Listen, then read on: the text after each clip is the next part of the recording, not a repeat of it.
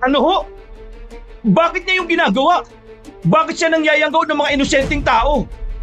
Kasi gusto niyang gumawa ng isang baryo at magkaroon ng mga kasamang kagaya niya, nalilipol sa mga taong mapanakit ng aswang. Pero hindi lahat ng niyayanggaw niya nagiging aswang. Ang iba namamatay kasi hindi kinakaya ang kapangyarihan. Kayo ho, totoong tao pa ba kayo? Oo, may mga pangontra ako, kaya hindi ako magawang hawaan ni Aluna. Pero albularyo kayo, at ang tungkulin niyo ay tumulong para sugpuin ng mga aswang, di ba? Yun ang pagkakaalam ko. Kung ganon, anong ginagawa niyo dito? Bakit hindi ka ba pinapatay ni Aluna? Nakikipagtulungan ka ba sa kanya? Nakikipagsabuatan ka? Oo. Bakit? May prinsipyong pinangahawakan ng mga albularyo. Kaya paano niyo nagawang makipagtulungan sa kanya? Anong klaseng albularyo ka?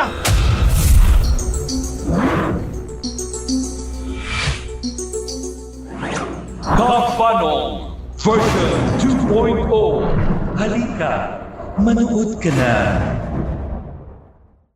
Babala, ang pagnanakaw ng video o nilalaman ito ay isang krimen. Pwede kang makulong ng 3 hanggang 10 taon o pwede kang magbayad ng penalty mula 200,000 hanggang 2 milyon. Igalang ang pag-aari ng iba. Igalang ang batas. Huwag niyong subukan. Pinagpalang araw po, Kabanong. Itago na lang po ninyo ko sa pangalang Dr. Benjamin o Doc Ben. Tubong Sursugon po ako, pero sa Maynila ako nag-aral ng kolehiyo. Sumunod kasi ang pamilya ko sa tatay ko noong nagtatrabaho siya roon. Ako lang ang nagpaiwan sa lola ko para magtapos ng high school. Nang makatapos ako sa kolehiyo, bumalik po ako sa Bicol noong early 2000. RHO po ako, Rural Health Officer, government doctor sa health center sa isang barangay. Huling taon ko na po sa kontrata nang mangyari ang pinaka nakakakilabot kong karanasan noong mag-medical mission kami sa isang maliit na komunidad sa bundok. Muli, ko si Doc Ben at ito ang aking kwento. Pero bago natin simulan ang ating kwentuhan, kung bago pa lang po kayo sa ating channel at mahilig po kayo ng mga ganitong kwentong katatakutan, maaaring pindutin nyo ang subscribe button pati na rin ang notification bell para lagi po kayong nanonotify pag meron tayong mga paparating na mga kwento. Kung nagustuhan mo naman ang ating kwento ngayong araw, kung maaari pindutin nyo ang like button at i-share nyo na rin po ang ating video para mas marami pa tayong mayanggaw ng mga bagong kabangers. At mag-iwan na rin po kayo ng komento kung nagustuhan nyo ang ating kwento ngayong araw. Ang inyong munting suporta ay malaki na ang may tutulong sa amin para maipagpatuloy ang paghahandog ng mga magagandang kwento. At sa ating mga kabangers, kung sakaling meron kayong makita mga magnanakaw ng ating kwento, kung maaari lang po ay agad nating itong i-report nang sa ganun ay manatiling ligtas ang ating YouTube channel sa anumang violation. Maraming salamat po sa inyong lahat. At ngayon, sa ating pagpapatuloy. Iho, ayos na ba ang mga dadalhin mong gamit sa pagpunta natin sa medical mission? Opo tiya. Kayo ho ba? Baka mamaya kayo naman ang may maiwan. Malayo-layo rin yun at hindi agad mababalikan. Wala na ako makakalimutan. Bit-bit ko na ang lahat. Ako pa ba? Nag-Girl Scout ako nung elementary ako. Kaya lagi akong handa, no? Ayos ka na ba? Naghihintay na ang habal-habal. Kaya umalis na tayo. Oo. Sige tiya, tara na ho. Nandyan na ho pala kayo, Doc. Aalis na ho ba kayo? Oo, Mang Cardo. Nakaayos na ho ba yung mga gamit na iginaya ko kanina sa habal-habal? Opo, Doc. Nakaayos na po lahat. Kayo na lang po ang iniintay. Kung ganun tayo na. Sa tansya ko ho mga ilang oras ho yung babiyahiin natin papunta dun sa baryo ng medical mission. Nako, Doc. 4 na oras ho ang pinakamabilis papunta ron. Medyo mahirap po kasi ang daanan Umulan pa naman ho kagabi. Kaya siguradong nagputik ang lupa. Kaya mas mabuti talaga na makaalis tayo ng maaga para hindi tayo abuti ng tanghali sa daan. Mabuti nga ho't maaga kayong nagising eh. Saka naigayak nyo na rin yung mga dadaling gamit kagabi. Ay, nako, ganyan talaga kaagap ang pamangking kong yan. Sa akin yata nagmana yan eh. Kapag sa inyo ho nagmana si Doc Ben, wala na ho ako masasabi pa ron. O paano? Alis na ho tayo. Sige ho, Mang Cardo, nang makarating na kagad tayo sa baryo. Kabisado ni Mang Cardo ang papunta sa baryong pagsasagawaan ng medical mission, Kabanong. Kaya siya ang kinuha kong habal-habal driver. Sabi niya, nakailang hatid na raw siya ng pasahero doon, kaya alam niya kung gaano kahirap ang daan lalo na kapag umuulan. 3:00 na ho kami ng madaling araw bumiyahe para makarating kami doon ng maaga. Habang nasa biyahe, nakita ko ang husay ng Mang Cardo sa pagmamaneho ng habal-habal kahit na dalawa lang kaming sakay ni Tia Cora. Kahit matilim ay kaya niyang maaninag ang paligid.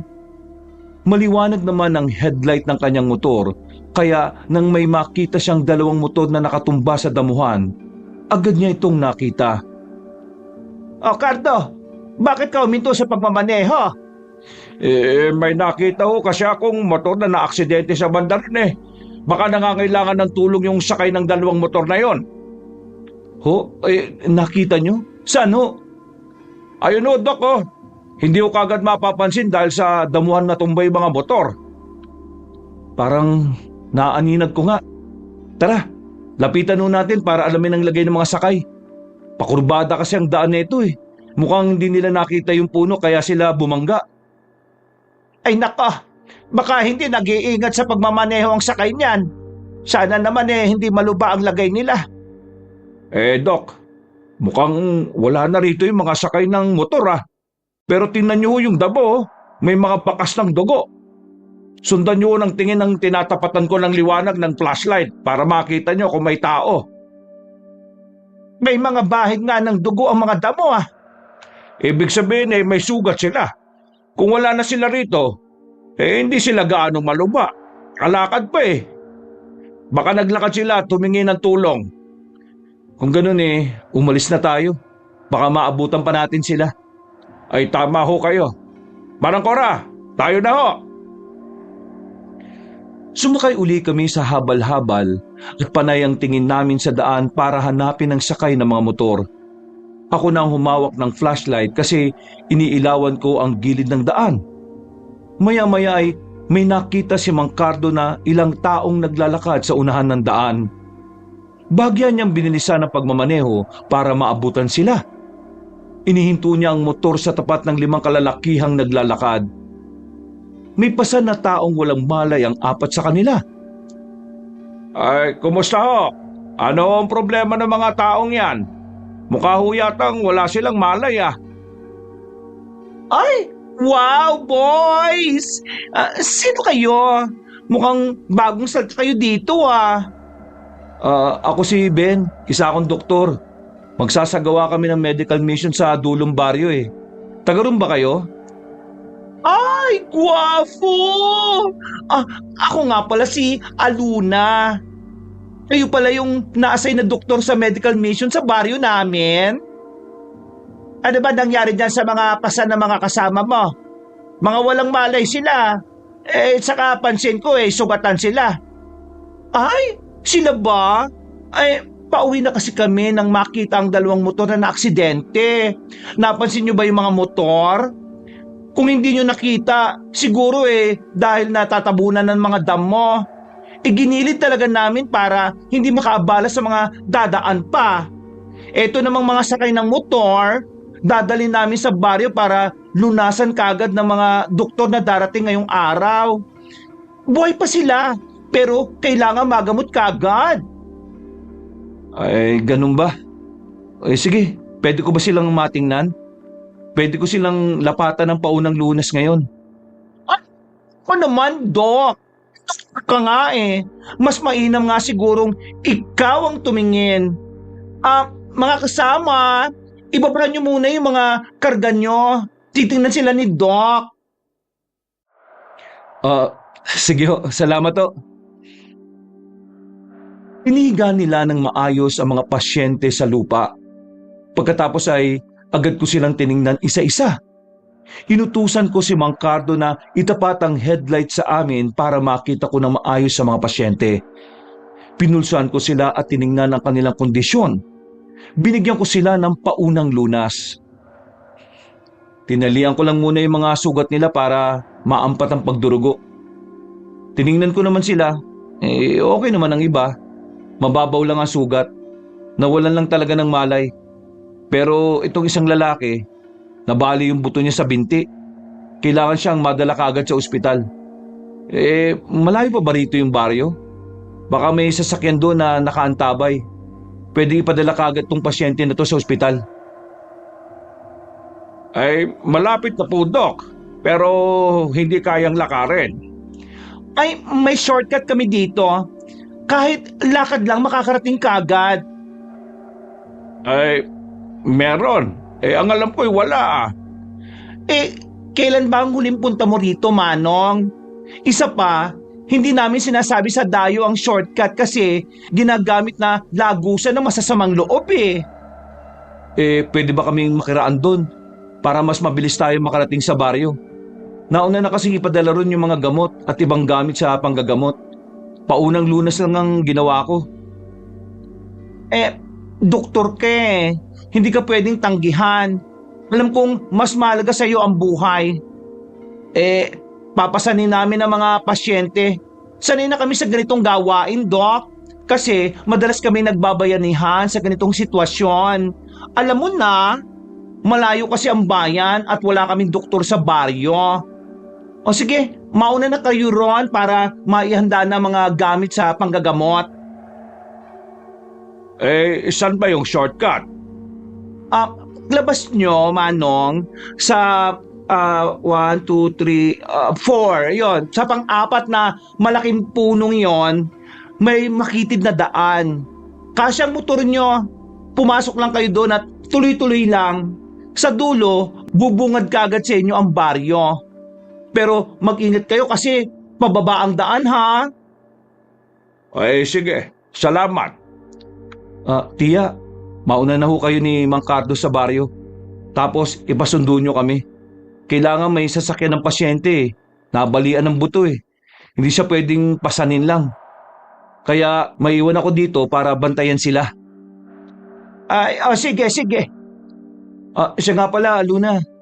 Hindi ba kayo marunong gumamit ng motor? Baka pwede niyong imaneho yung motor nila na nasa damuhan. Ay nako, hindi na mapapakinabangan ng motor na yon, no? Nasira ang makina dahil sa pagkakabangga sa puno. Pagkalis nila Mang Cardo, inutusan na rin ni Aluna ang mga kasama niya na pasanin ang ibang pasyente. Ang isa sa kanila ay inutusan niyang bumalik para magdala ng kariton na kalabaw ang humihila para doon isakay ang pasyenteng nabalian ng buto. Naiwan kami ni Aluna kasama ng huling pasyente para hintayin doon ang mga babalik naming mga kasama. Doc, matanong ko lang, may girlfriend ka na ba? Ha? Ano yon? Ay, pasensya na. Masyadong pribado ang tanong ko. Huwag niyo nang sagutin. Pero ang astig mo kasi. Bilib ako sa mga kagaya mong nagliligtas ng buhay. Hindi sumusuko kahit maliit lang ang tsansa na mabuhay ang pasyente. Ano bang pinag-uugutan mo sa trabahong yan? Sinumpaan ko yan tungkulin na yan eh. Isa pa, gusto ko na talaga ang magligtas ng buhay mula nung bata pa ako. Pangarap ko na talaga maging doktor. Ay, ganun ba? Dapat pala maging mataas na ang tingin ko sa mga doktor na kagaya mo. Alam mo ba kung ano ka para sa akin? Ano naman? Tagapag-ingat ng pagkain ko. Ang ibig kong sabihin, gusto kita. Pasensya na. Wala akong panahon sa mga ganyang bagay eh. Ayos lang yun. Ang mahalaga na ipagtapat ko sa iyo ang nararamdaman ko. Ay, Siya nga pala, sa baryo namin, huwag kang magugulat pagdating mo ha. Kakaiba kasi yun sa lahat ng baryo. Baka nga yung pala nga kakaibang baryong mapupuntahan mo eh. Pero pagdating mo doon, walang mananakit sa'yo. Sagot kita. Basta akin ka lang ha. Hindi kita maintindihan eh. Ay, sa ngayon, oo. Pero pagdating doon, unti-unti mo ring maiintindihan ng lahat. Ay, ayan na pala yung pinadala kong kariton. O sige na, sumakay na tayo. Sakto ang dating mo kasi sa baryo, maraming pasyenteng nangangailangan ng tulong mo. Maraming may sakit doon? Oo, wala nga kaming doktor, di ba? Umaasa lang kami sa mga halamang gamot. Kapag hindi kinaya ng pasyente at namatay sila, ililibing na lang. Pero dahil dumating ka, umaasa kaming maraming buhay ang maisasalba. O paano? Halika na. Saan mo gustong sumakay, Doc? Sa kariton o sa kalabaw? O sa akin? Kailangan nasa tabi ako ng pasyente. Ouch!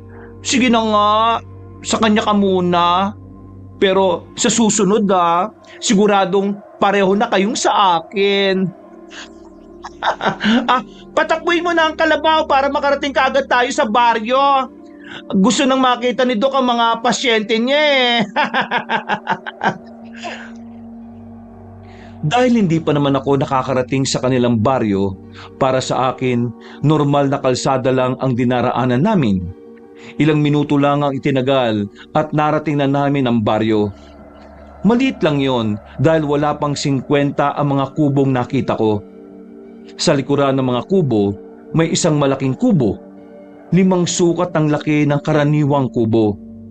Ang sabi ni Aluna, yun ang lagakan nila ng mga pasyente. Pinagsasama-sama nila roon para hindi na makahawa ng iba. Naiilang ako sa mga taga roon. Kakaiba kasi silang tumingin, Kabanong. Tahimik sila at seryoso. Mailap sa mga dayo. Naintindihan ko naman sila kasi nga sa bundok nakatira at hindi sanay makasalamuha. Oh, Doc! Nandito na tayo. Huwag kang maiilang sa baryo namin ha. Ituring mo itong sariling baryo. At ang mga tao, ituring mo mga anak na kailangan mong alagaan. Hoy kayo! Dalhin niyo ang pasyente na may bali sa binti doon sa pasilidad. Tapos, ihatid niyo na rin si Doc para makita niya mga pasyente doon. Salamat. Siya nga pala, ang mga gamit at mga gamot ba Ayun, nasa pasilidad na, Doc. Nang malaman naming may isasagawang medical mission dito sa amin, agad naming ginawa ang pasilidad na yon para hindi ka na maglilibot sa buong baryo. Para magbahay-bahay, ganon, effort. Kaya habang nandito kayo, kami na ang bahala sa mga pangangailangan ninyo. Kagaya ng pagkain, mga ganon. Kaya galingan mo, Doc ha. Ang mga pasyenteng naroroon, gusto ko rin gumaling sila. Nakasalalay sa mga kamay mo ang buhay nila. Base sa mga sinabi mo, mukhang may mulubang sakit sa kanila. Pwede mo silang tingnan, Doc. Di ba, doktor ka nga naman, di ba? Magche-check up. O sige, ako nang bahala. Ihatid ko na kayo doon, Doc. Pinuntahan ko ang pasilidad. Naabutan ko si Mang Cardo na nasa labas at nagpapahinga. Sabi niya si Tia naman ay nasa loob na raw ng pasilidad, kaya dumiretso na ako roon. Naabutan ko siyang nakikipag-usap sa isang lalaking abala sa pag-aasikaso sa mga pasyente. Ano ginagawa mo? Bakit dididikit ka ng mga dahon-dahon dyan? Hindi yan makakatulong sa paggaling nila. Napakarami pang halaman dito. Anong balak mong gawin sa lugar na ito? Gawing greenhouse? Sino ka ba? Pasensya na, hindi ako nakapagpakilala. Ako nga pala si Cora. Midwife ako. Kasama ko ang pamangking kong doktor. Kami ang magsasagawa ng medical mission dito. Eh, ikaw ba? Sino ka ba? Medical mission. Baka nagkakamali kayo ng lugar na pinuntahan. Hindi nababagay sa lugar na ito ang mga kagaya ninyo. Umalis na kayo! Bakit mo naman kami pinapaalis? Nandito nga kami para sa medical mission. Nakita kong may mga pasyente rito, oh. Kailangan namin kagad silang matingnan at mabigyan kagad ng gamot. Ang sakit nila ay hindi nyo kayang gamutin. Hindi siyensya ang kailangan nila. Saka isa pa, walang medical mission na nakatalagang isagawa rito. Baka nagkakamali kayo ng lugar. Kung naligaw kayo, umalis na kayo habang may araw pa. Excuse me po. Ako po si Doc Ben. Hindi naman kami nagkakamali ng lugar na pinuntahan. Kasama namin si Aluna nang magpunta kami rito. Siya ang nagkumpirma na dito ang medical mission. Saka, nakita ko rin sa labas yung mga gamit namin na unang ipinadala rito. Yung mga gamit na pang-ospital na nasa labas. Palagay ko hindi yan dapat narito. Kasi hindi naman yan kakailanganin ng mga pasyente. Mukha nga nagkamali kayo ng lugar na pinuntahan. Pero kung si Aluna nagdala sa inyo rito, hindi na kayo makakaalis pa. Ang malas nyo naman. Huwag mo kami tinatakot dahil hindi naman tatalab. Base sa itsura mo sa pananamit at sa mga ginagamit mong panggagamot sa mga pasyente, sigurado albularyo ka na. Oo, tama ka. At ako ang manggagamot na kailangan nila. Kasamahan niyo ba yung mga pasyenteng walang malay na dinala rito kanina? Sila na lang ang asikasuhin niyo. At kapag nagkamalay sila, umalis na kayo kung kaya niyo pa. Hindi kayo dapat naririto. Sige, ganito na lang. Magpahinga ka na lang muna kasi mukhang pagod ka na rin at halatang walang tulog. Hayaan mo nang kami ang mag-asikaso sa mga pasyente ngayon. Pinipilit nyo talaga yan, ha? Oo, Manong. Salamat po sa ginagawa niyang pagbibigay lunas sa mga pasyente. Pero ngayon, kami na ho ang bahala sa kanila. Hindi pwede. Hindi nyo pakikialaman ang mga pasyente ko. Hindi kayo kailangan dito. Hindi nyo sila matutulungan. Bakit hindi ho natin subukan?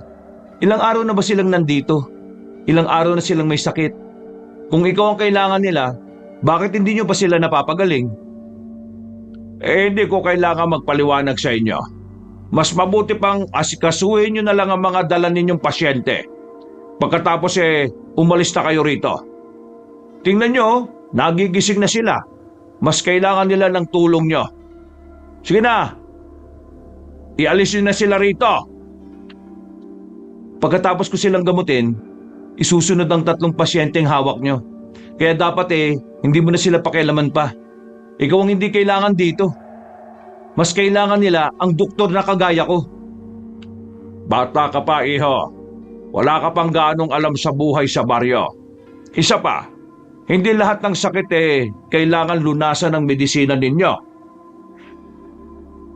Sasagot pa sana ako sa lalaking kaidaran ni Tia, pero napatigil ako nang sumigaw sa sakit ang lalaki na may bali sa binti dahil sa aksidente ng motor. Agad naman akong lumapit sa kanya para alamin ang nangyayari. Nakita kong namamaga na ang binti niya. Mabuti na lang at alerto si Tia kaya agad na iniabot sa akin ang isang box ng medical tool. Anong pangalan mo? Ilang taon ka? Anong ginagawa mo sa lugar na ito? Anong huli mong naalala bago ka magising ngayon? Ay, bakit nyo naman po siya tinatanong ng ganyan? Namimilipit na nga ho yung tao sa sakit Tinatanong nyo pa? Alam nyo, mabuti pa, gamutin nyo na lang ho siya. Ano siya sasagot kung may nararamdaman? Ganun talaga ang ginagawa sa pasyenteng nagkaulirat na matapos mawala ng malay para malaman ang lagay ng utak niya. Dahil nawalan siya ng malay, pwedeng meron siyang brain trauma. Brain trauma? Totoo bang sinasabi ng babaeng to, Doc? Siyempre, ikaw lang ang paniniwalaan ko dahil ikaw ang doktor at hindi siya. Saka, ginagawa mo, Doc. Hindi ba dapat ginagamot mo na siya? Kanina pa siya sumisigaw dahil sa sakit, Bakit tinitingnan mo lang siya? Kailangan ko munang alamin kung may iba pang namamaga sa katawan niya. Kailangan ko rin masuri kung maayos ba ang pulso niya bago turukan ng painkillers. Doc, maayos po ang temperatura ng katawan niya. Sa tingin ko, ilang gasgas at yung pamamagalang ng binti ang problema niya. Tiya ka ni Doc, tapos nagpupot-opo ka sa kanya.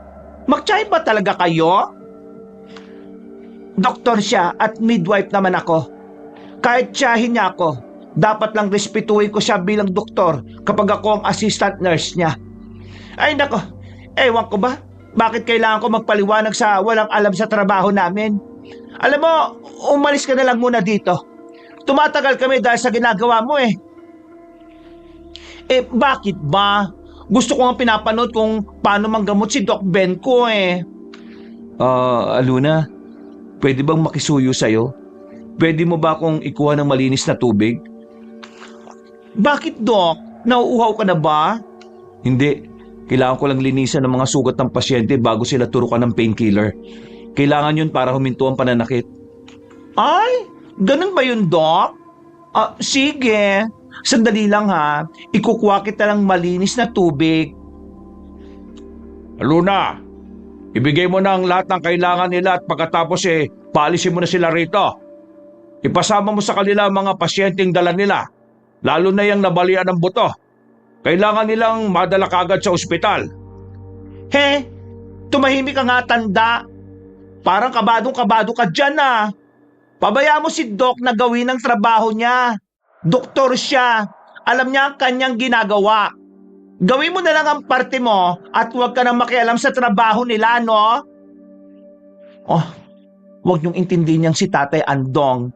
Masungit talaga siya at hindi naniniwala sa mga doktor. Sandali Doc ha. Kukuha lang ako ng tubig na kailangan mo. Hintayin mo ako. Ilang minuto ang nakalipas bago bumalik si Alona. Dala ang tubig na nakalagay sa planggana. Nilagyan ko ng kaunting antiseptic solution ng tubig bago ko dahan-dahang linisan ng mga gasgas sa katawan ng pasyente. Pagkatapos, binigyan ko na siya ng painkiller para maibsan ang sakit na nararamdaman niya. Inayos ko ang pagkakalagay ng splint sa nabalian niyang binti para maiwasan ang paglala ng pinsala.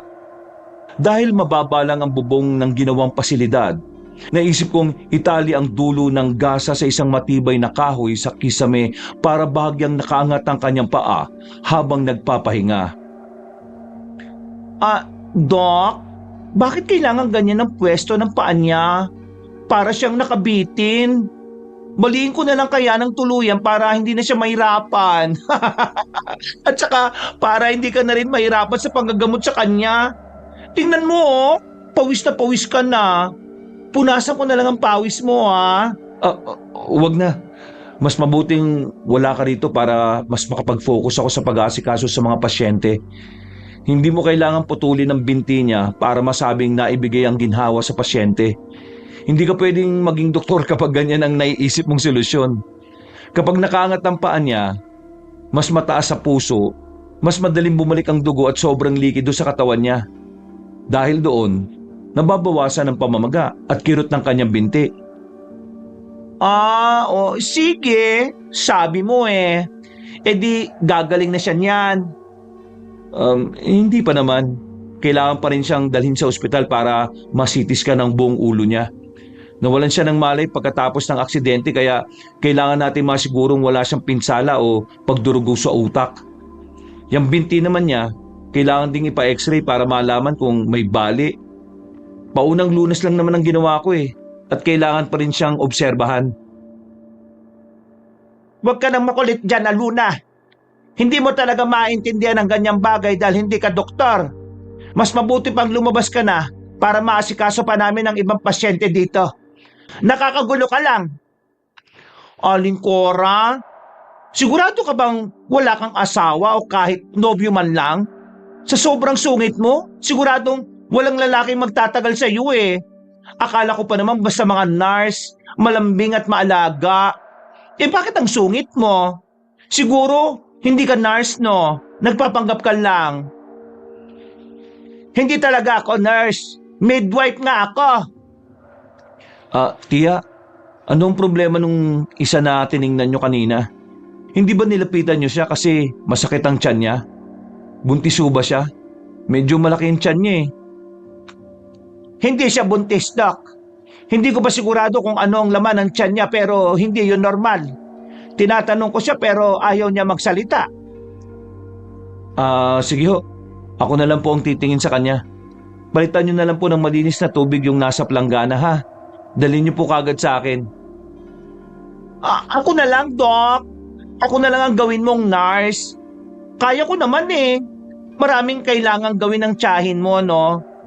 Hayaan mo na lang siya doon. Kukuha na ako ng tubig ha, Doc. Hintayin mo ako.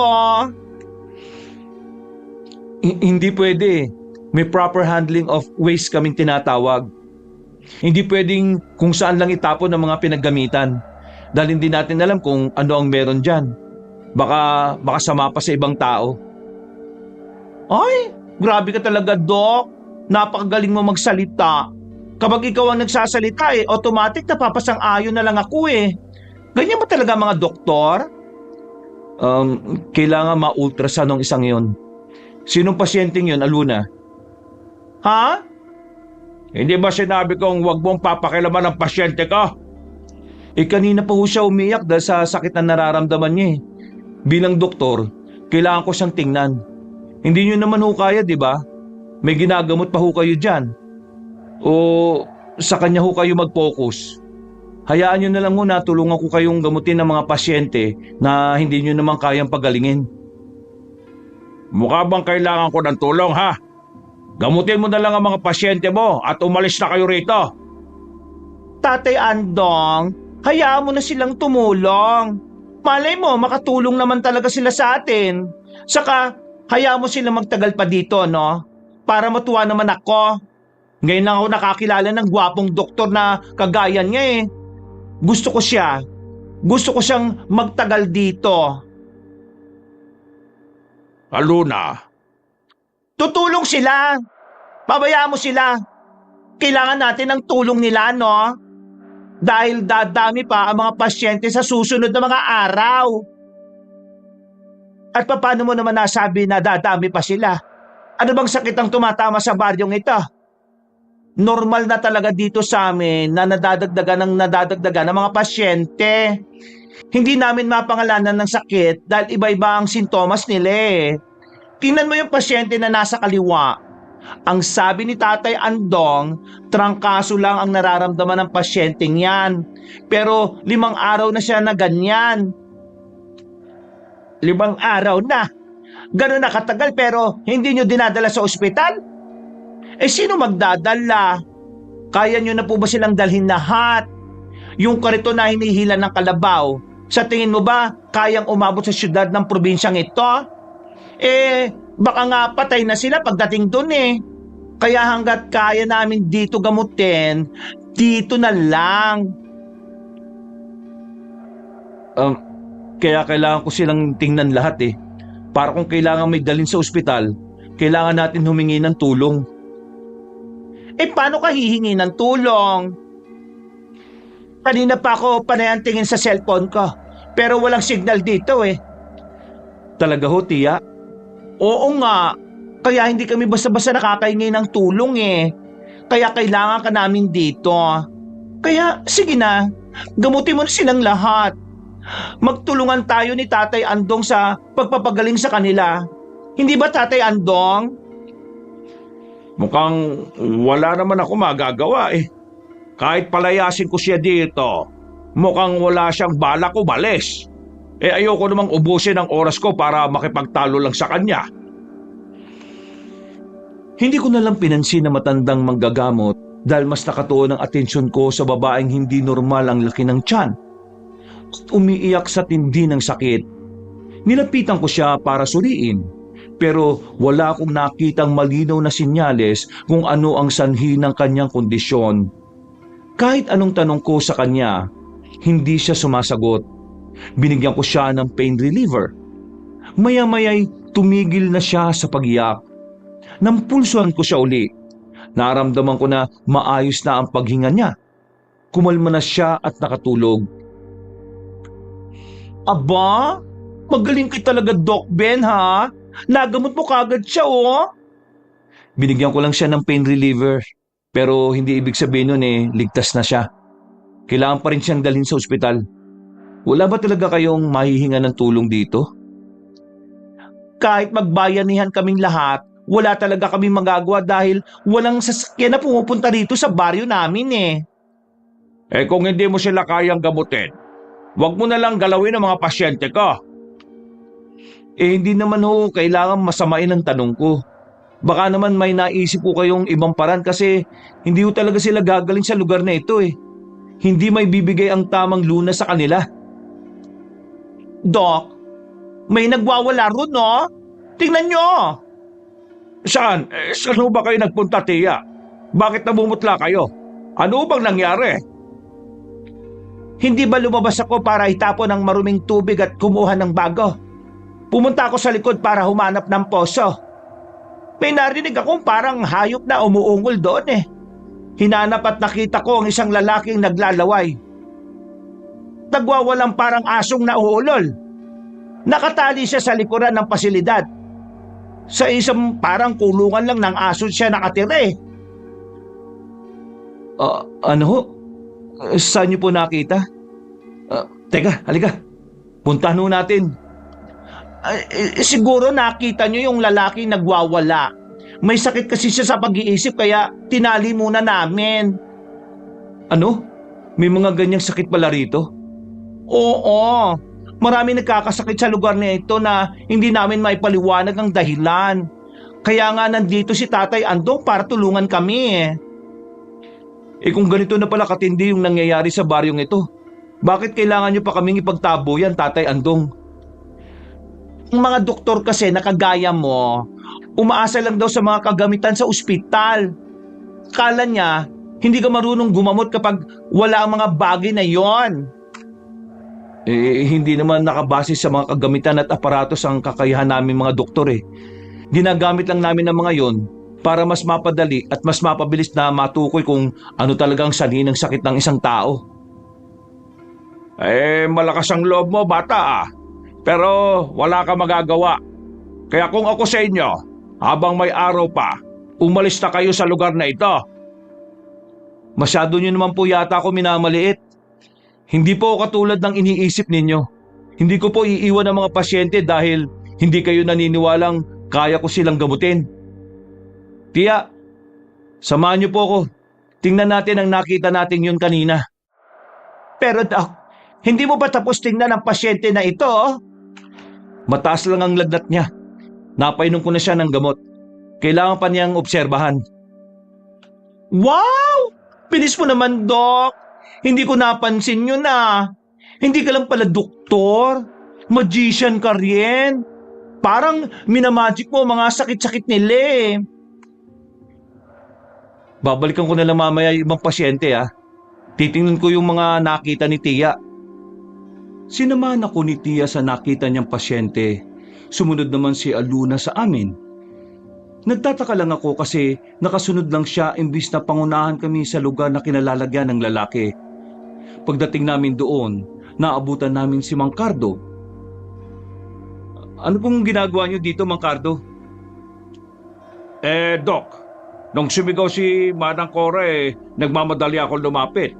Nakakatakot po talagang itsura nitong nakita niyang lalaki pero nakakaawa rin. Mukhang matagal na siya nasa ganyang sitwasyon, Doc. Tagal na nga. Kasi wala naman kaming magawa para sa kanya eh. Hindi naman namin pwedeng hayaan siyang nagpapagala-gala at makita ng mga tao. Wala na kayong magagawa dyan dahil mukhang hindi na siya gagaling. Bakit nyo naman hinayaan na magkarni na ang itsura ng mga paa at kamay niya? Wala namang naglalakas loob na lumapit sa kanya eh. Nakakatakot siya kasi, nananakmal. Kapag binigyan namin ng pagkain, inaabot na lang namin gamit ang kahoy. Masasaktan ka lang kapag nilapitan mo siya eh. Baka kagating ka pa nga niyan, Doc. Kaya hayaan mo na lang ang isang yan. Pati ang pamilya niya, pinabayaan na rin siya. Kaya dito na namin inilagay para wala siyang masaktan. kawawa naman siya. Parang ginawa niyo naman siyang asong pinabayaan sa kulungan. Sandali, kailangan ko siyang tingnan. Huwag mo siyang lapitin, Dok. Baka mamaya makagat ka at magkarabis ka pa. Kailangan natin siyang mapaamo. Ang mga tao o hayop na nawawala sa kanilang sarili, nawalan lang sila ng tiwala sa mga taong nasa paligid nila. Kaya sila nagkakaganyan.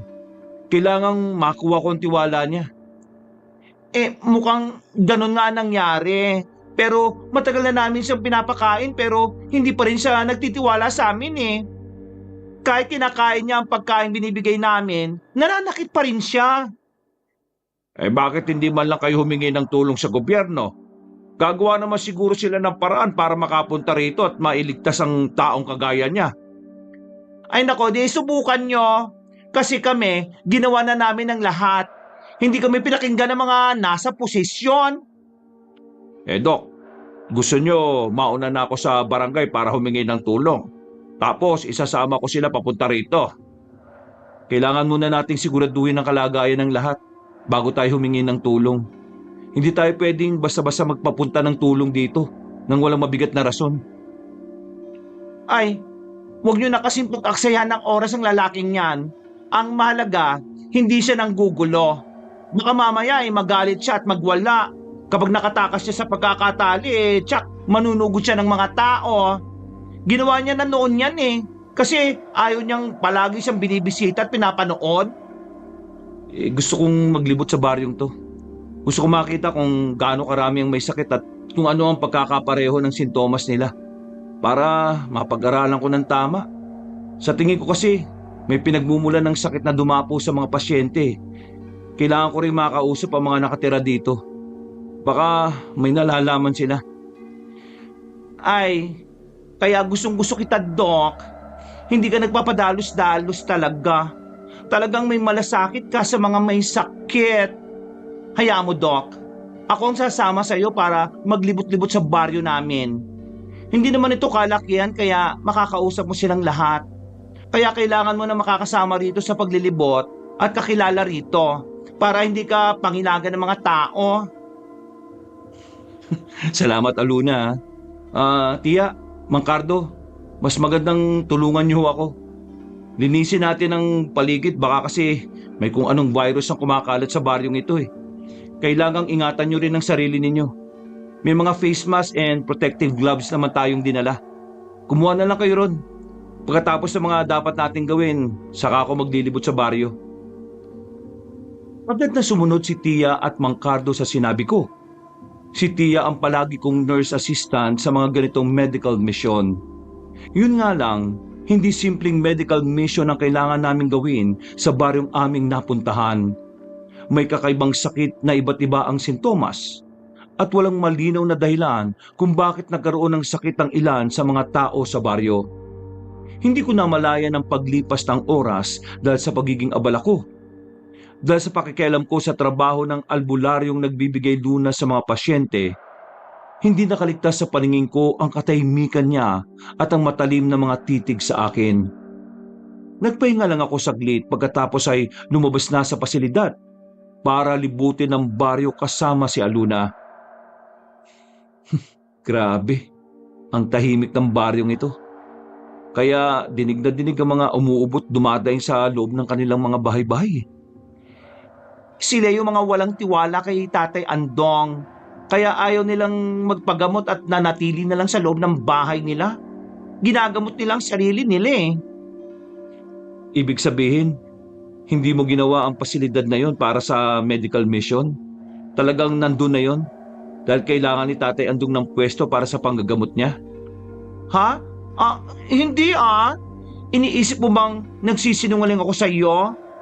Ang pasilidad na yon ay ginawa talaga namin bilang paghahanda sa pagdating mo. Kaya lang kasi albularyo si Tatay Andong. Hindi siya natatahimik hanggat hindi nalulunasan ng sakit ng mga tao eh. Kaya hinayaan ko na lang siyang makialam. Baka kasi may maitulong din, di ba? Sayang din naman. Kagaya mo, manggagamot din naman siya, di ba?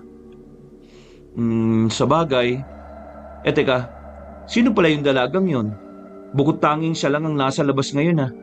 Halos lahat ng mga tao sa baryo na to, nasa loob na ng mga bahay nila. Ah, siya si Carmina. Carmina, bakit siya nandyan sa gitna ng daan at nagsasasayaw na parang bata? Nasiraan na kasi siya ng bait. Hindi katulad nung isang nakita nyo kanina na nakatali sa kulungan. Siya naman, sobrang bait. Makulit na parang bata. Kaya, huwag ka lalapit sa kanya. Maririndi ka lang. Madaldal siya at napakaraming tanong. Nasiraan siya ng bait? Bakit? Ay nako, mahabang kwento. Pero hindi mo na kailangan alamin pa. Hayaan mo na siya, Doc. Ayos lang naman siya eh. Malakas ang resistensya niya. Hindi siya nahahawa sa mga sakit. Gusto ko siyang ma-check up para malaman ang kalagayan niya. Baka may fractured lang sa utak niya na naging sanhi kung bakit siya nagkaganyan. Ay, ano ka ba? Hindi naman niya kailangan ng tulong, no? Mas maraming dapat tulungan dyan. Hindi mo kailangan pag-aksayan ng oras ang babaeng yan.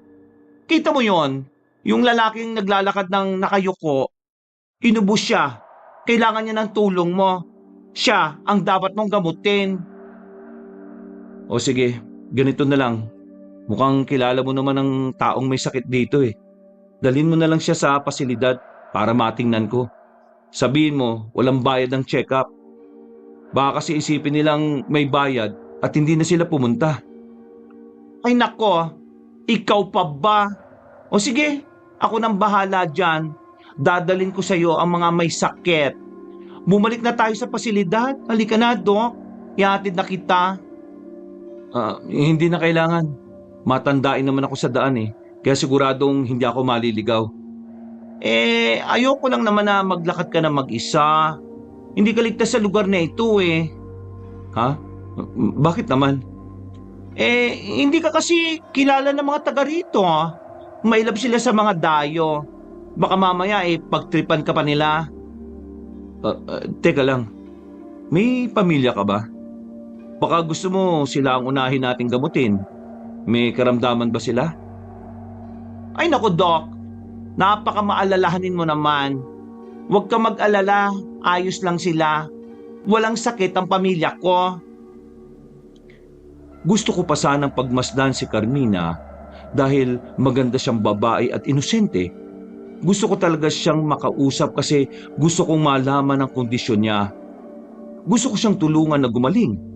Kaya lang hindi umalis sa tabi ko si Aluna na parabang ayaw niya akong palapitin kay Carmina. Pinilit ko siya na huwag na akong ihatid sa pasilidad. Sinabihan ko siyang mas kailangang madala agad sa akin ng mga may sakit. Pumayag naman siya, kaya naglakad na ako pabalik. Habang naglalakad, nagulat ako nang biglang may sumulpot sa harapan ko. Bakit ka ba nang gugulat? Ha, Carmina? Paano ka napunta dito? Saan ka dumaan? Noon. Tagusan pala ang daan na yan sa pinanggalingan ko kanina. Mukhang hinabol mo ako ah. Anong kailangan mo? Nakita kita kanina. Kasama mo si Pinsan. Anong ginawa niyo kanina? Pinsan? Magpinsan kayo ni Aluna? Oo. Anong ginawa niyo kanina? Ha? Oh, wala. May pinag-uusapan lang kami. Ako nga pala si Doc Ben. Isa akong doktor na nagme-medical mission dito sa baryo nyo. Ang gwapo mo pala. Hindi naman masyado. Nasabi na sa akin ni Aluna ang kalagayan mo eh. Pero gusto sana kitang tingnan para malaman ko kung paano kita matutulungan. Gusto mo bang magpa-check up sa akin? Check up? Ano yun? Titingnan ko kung anong sakit mo. Tapos bibigyan kita ng gamot para gumaling ka. Check up ang tawag doon. Pero hindi yung ginagawa ng kahit na sino lang ha. Doktor lang ang pwedeng gumawa nun. Ayoko ng ganyan. Oh, bakit naman ayaw mo? Wala naman akong sakit eh. Ha? Bakit mo nasabi? Kasi walang masakit sa'yo. Alam mo, ang sakit ay hindi lang dahil sa may nararamdaman ka na sakit ha. Sa tingin mo ba may mali sa akin? Hindi naman mali. Pero may dapat itama. May dapat gamutin. Kaya gusto sana kitang matingnan eh. Eh di sige, pero wag mo sasabihin kay pinsan ha. Secret lang dapat natin. Secret? Bakit naman? Kasi ano eh, basta ayoko sa kanya. Oh, sige, sige. Halika, pumunta tayo sa pasilidad. Nandun kasi yung mga gamit ko eh. Ayoko doon, nakakatakot doon eh. May mga may sakit doon. Tapos minsan nagwawala sila. Nakakatakot kaya. Takot ka sa kanila. Sa bagay, paano kita titingnan yan? Saan ka ba nakatira? Gusto mo ba sa bahay nyo na lang? Bahay? Oo, may kubo kami. Doon ako natutulog. Hoy, sige. Kukunin ko muna yung medical kit ko. Babalikan na lang kita. Hintayin mo ako ah. Sige, bilisan mo lang. Oo, sige. Nagmamadali akong pumunta sa pasilidad. Natuwa ko dahil pumayag si Carmina na ma-check up ko siya. Bukod kasi sa nag-aalala ko sa kalagayan niya, naisip ko rin na baka kapag kinausap ko siya, meron akong makuhang impormasyon tungkol sa mga nagaganap sa kanilang baryo. Napansin ko rin kasi na parang nag-aalala o natatakot si Aluna na makausap ko si Carmina. Parang meron siyang itinatago na kahit nga sa pagiging magkadugo nila ay hindi sinabi sa akin. Pagkakuha ko sa gamit, umalis din ako kagad para balikan si Carmina. Napailing na lang ako dahil wala na siya sa pinag-iwanan ko. Pero maya-maya lang, bigla na lang niya akong ginulat. Huli ka! Ay, Palaka! makukulitin ka pala, Dok. Bakit bang hilig mo manggulat? Kasi masaya. Masaya makipaglaro? Oo, kasi wala akong kalaro dito eh. Matatanda na kasi yung mga nakatira dito. Si Aluna naman, ayoko sa kanya. Salbahe kasi siya eh. Ha? Bakit naman? Ano bang ginawa niya sa'yo? Basta, O di sige, hindi na kita pipilitin. Halika, pumunta tayo dun sa bahay ninyo. sige pero teka lang. O bakit? Dapat walang iba makakaalam ha.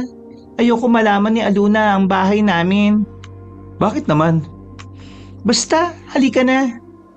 O sige. Sa gubat kami dumaan ay kinabahala ko. Nagdadalawang isip ako lalo na at wala nga siya sa tamang pag-iisip. Panay ang pagyaya ko sa kanya na lumabas na sa masukal na gubat pero pinapatahimik niya lang ako. Na parang batang kalaro ang tingin niya sa akin. Patakbo-takbo siya na para bang kabisado ang gubat. Sumunod na lang ako sa kanya hanggang sa marating namin ang isang kubo sa gitna ng gubat. Kaninong kubo to? Bahay namin ni tatay. Dito kami nakatira. Tatay? Nandito ang tatay mo? Nasaan siya? Wala. Nagtatrabaho siya. Sa madaling araw siya umuwi. Nagtatrabaho?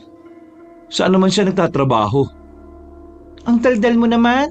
Kanina ka pa nag-iingay eh. Dapat hindi na lang kita sinama rito. Papagalitan ako ni tatay nito eh. Pasensya na. Hindi na ako mag-iingay.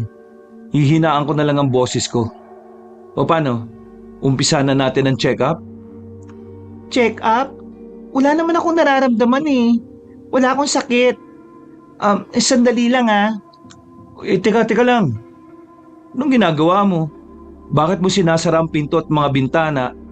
Shh! Huwag kang maingay. Sabi mo hindi ka mag-iingay, pero ang lakas-lakas ng boses mo. Carmina, hindi ako nakikipaglaro sa iyo ng taguan ha. Ha? Hindi naman ako nakikipaglaro ng taguan eh. Ang sabi kasi ni tatay, kapag may gustong kumausap sa akin, dapat daw mag-ingat ako. Ganito ang pag-iingat na alam ko eh. Kasi kami ni tatay kapag nag-uusap kami, isinasarado namin ang pinto at mga bintana. Bawal kasing may makakita. Ha? Hindi ko maintindihan. Di ba, tao ang mga doktor. Hindi kasi ako pwedeng makipag-usap sa mga tao. Bawal. Magagalit si Itay. Ha? Sige, naiintindihan ko na. Baka ganyan ka kung ingatan ng tatay mo. Huwag ka mag-alala. Hindi kita sasaktan. Buksan mo kahit yung isang bintana na yun, para pumasok yung hangin. I-assist lang naman kita eh. Titingnan ko lang din naman yung mga vitals mo. Hindi rin kasi ako komportable na nasa loob tayong dalawa ng isang bahay na saradong-sarado. Anong assessment? Anong vitals? Mahirap ipaliwanag eh. Gagawin ko na lang. Hindi ba masakit? Hindi. Basta magtiwala ka lang sa akin. Wala akong gagawing masama sa'yo. Alam ko namang mabait ka eh. Pero kasi kailangan natin mag-ingat. Mag-ingat? Mag-ingat saan?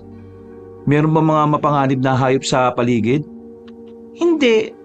Ano kasi basta, dapat wala makakarinig at makakaalam na may tao rito. Bakit naman? Ang dami mo namang tanong. Bawal nga kasing sabihin eh. Napapagod na ako makipag-usap sa iyo ah. Doktor ka ba talaga o tsismoso? Siya, sige na. Simulan na lang natin yung assessment sa'yo para matapos na to. Paano ba kasi yun, Dok? Basta umupo ka lang dyan. Tapos sagutin mo yung mga tanong ko. Sige. Ilan taong ka na? Hindi ko alam eh. Matagal na kasi akong hindi nagbe-birthday. Ganun ba? Kailan ba ang birthday mo? November 20. Anong taon?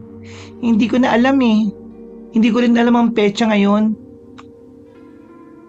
Ay nako, ba yan? Anong gagawin natin?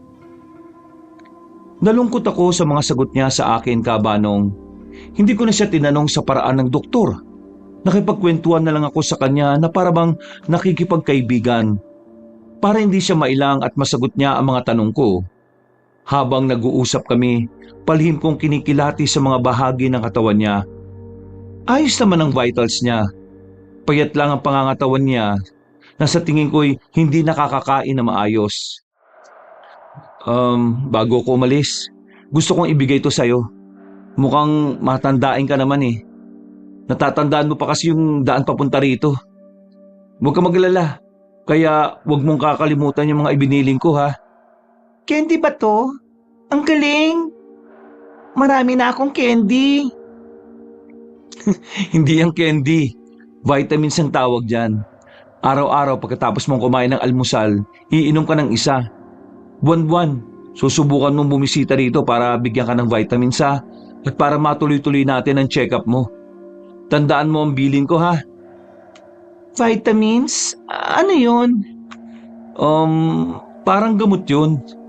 Gamot? May sakit ba ako? Nanggagamot din naman kasi si tatay pero wala naman siyang ganitong pinapainom sa akin eh. Nanggagamot ang tatay mo? Bakit? Doktor ba siya o albularyo? Hindi ko alam eh. Basta nanggagamot siya. Baka isa nga siyang albularyo. Alam niyo ba kung ano ang kalagayan mo? Siyempre, tatay ko siya eh. Saka wala akong sakit no. Habang nag-uusap kami, biglang may boses na tumawag kay Carmina mula sa labas. Gulat na gulat kami. Napatayo si Carmina na parabang nataranta. Nakilala ko ang boses na yon. Siya si Tatay Andong. Carmina! Carmina! Sino kausap mo dyan? Buksan mo nga ang pinto! Sino kausap mo sa loob? Nandiyan na si tatay. Siya ang tatay mo? Kung ganun, kailangan ko na umalis. Hindi niya ako pwedeng maabutan dito. Ha? Bakit? Natatakot ka? Huwag ka matakot. Mabait si tatay. Sigurado akong magkakasundo kayo. Pareho kayo manggagamot eh. Nako, delikado to. Ha? Sige naman. Dito na lang ako dadaan sa likod. Mamaya mo na buksan ng pinto kapag nakalis na ako ha. Ka naman tatakas. Hindi ka naman magnanakaw ah. Hindi maganda ugali ng tatay mo eh. Baka mamaya mapatay pa ako nang wala sa oras. Hindi yun no. Carmela! Ano ba ginagawa niyo? Sino ba kausap mo dyan? Kung di mo ako bubuksan, sisirain ko ito. Mainipin talaga si tatay. Sandali po! Nandyan na! Para akong binuhusan ng malamig na tubig ng lapitan na ni Carmina ang pintuan para buksan ang kanyang ama. Pagbukas niya ng pinto, iginala kagad ni Tatay Andong ang kanyang paningin sa kabuuan ng kubo. Nagtama ang aming paningin. Hindi na ako nakapagsalita. Ikaw? Anong ginagawa mo rito? Paano ka nakarating dito, ha? Walang iya ka. Anong ginawa mo kay Carmina? Wala akong ginawa. Wala akong ginawang masama sa kanya. Tay, bakit niyo naman po sinuntok ang gwapong mukha ni Doc Ben? Doc, ayos ka lang ba?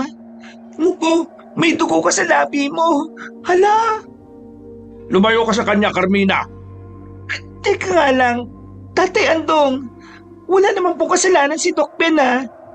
Chinek up lang po niya ako. Heto nga binigyan niya ako ng gamot kahit wala naman akong sakit. Ayos ka lang ba? O wala ba siyang ginawa sa'yo? Wala po. Mabait po sa akin si Doc Ben. Kaya bakit niyo siya sinaktan? Kawawa naman siya Paano siya nakapunta dito? Sinama ko po. Sabi niya po doktor siya Titingnan daw po niya ako. Mabait naman po siya. Hindi siya mukhang masama gaya ni Aluna. Kahit na, sinabi ko na sa yung huwag ka makikipag-usap sa mga taong lalo na't hindi mo kilala, di ba? Opo, pasensya na po.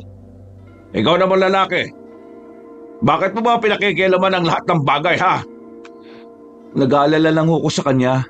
Sabi kasi ni Aluna, nasiraan siya ng bait. Mukhang matindi ang trauma na nangyari sa kanya Gusto ko lang makatulong. Huwag niyo naman sana masamain yun. Gusto ko lang pong malaman kung ano ang kailangan niya para sa pagbabalik ko rito. Alam ko kung anong tulong ang dapat kong dalhin. Naniniwala ka talagang maililigtas mo ang lahat ng tao rito, ano? Opo, siguradong may lunas po ang karamdaman nila. Nakapag-aral ka nga pero uto-uto ka. Kala mo ba talaga na makakalis pa kayo rito ng ligtas? Huwag naman po kayong ganyan. Alam ko na nainis kayo dahil pinakialaman ko ang mga pasyente nyo. Wala naman po akong ibang gusto kundi ang tulungang gumaling ang mga may sakit. Magtulungan na lang ho tayo. Kahit na magkaiba tayo ng pamamaraan sa panggagamot. Umalis na kayo habang may pagkakataon pa. Umalis na kayo ngayon din. Habang tumatagal kayo rito, para na rin yung nilalagay ang sarili nyo sa inyong libingan. Bakit ba kayo ganyan? Bakit ang sama ng tingin nyo sa amin? Hindi nyo naman kalaban ang mga doktor na katulad ko. Kailan ko ba sinabi na ikaw ang kalaban ko? Kung ganun, ano bang dahilan nyo? Bakit simula nang dumating kami dito pilit nyo kaming itinataboy? Dahil hindi naman kayo dapat naririto. Ano ho? Hindi ko kayo maintindihan Paano nyo ba nasabing hindi kami dapat naririto? Dapat nga mas maraming ahensya ang nasa baryong to para tumulong sa inyo. O na, sige na. Basta, umalis na kayo ngayon din. Habang wala pa si Aluna at hindi pa niya natatagpuan ang lugar na ito. Mapapahamak pa kayo dahil sa pagiging pakialamero nyo Umalis ka na! Tatay Andong, bakit naman po kayo ganyan kay Doc Ben? Bakit mo po siya pinapaalis? Bait naman po siya. Hindi mo pa naiintindihan ang lahat, Carmina. Kaya huwag kang makikialam dito. Sa susunod, huwag kang basta-basta magdadala ng kahit na sino rito. Di ba sinabi ko na yan sa'yo? Mabait naman po si Doc Ben Hindi po siya masamang tao. Oo, alam ko. Pero hindi siya dapat naririto. Alam mo naman kung bakit, hindi ba? Pero si Doc Ben lang po ang nakikipaglaro sa akin Saka natutuwa ko kasi nagugulat siya kapag ginugulat ko siya. Dito kasi sa baryo, wala na ako makalaro. Tapos wala namang nagugulat kapag ginugulat ko sila. Kahit nga po kayo, hindi rin kayo nagugulat Parang alam na ninyo palagi nagugulatin ko kayo. Hindi naman masaya yon. Pero si Doc Ben, natutuwa ako sa kanya eh. Ayoko na ho sana magtanong pero napapansin ko lang na parang meron kayong itinatago sa amin. Pakiramdam ko may malalim na dahilan kung bakit kayo nagkakaganyan.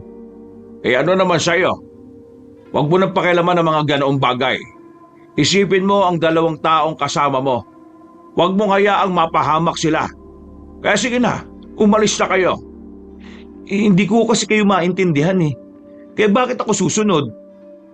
Kung gusto mong mabuhay at marami pang matulungang tao, makinig ka sa akin ngayon. At huwag nang matigas ang ulo. Hindi ho matigas ang ulo ko. Naguguluhan lang ho ako kung bakit gusto niyo akong mapaalis sa lugar na ito. Kung bakit sa masukal na gubat kayo nagtayo ng bahay. May anak kayong dalaga na ganyan ang kalagayan. Kasi dito kami ligtas. Di ba, Tay? Kaya kung gusto mong maging ligtas, Doc, dito ka lang pumunta, ha? Carmina, hayaan mo na siyang umalis. Hindi ko po kasi alam. Ano po bang ginawa niya masama? Gusto niya lang po malaman kung may sakit ako. Di ba ganun naman ang ginagawa kapag manggagamot? Nakinig ka, Carmina.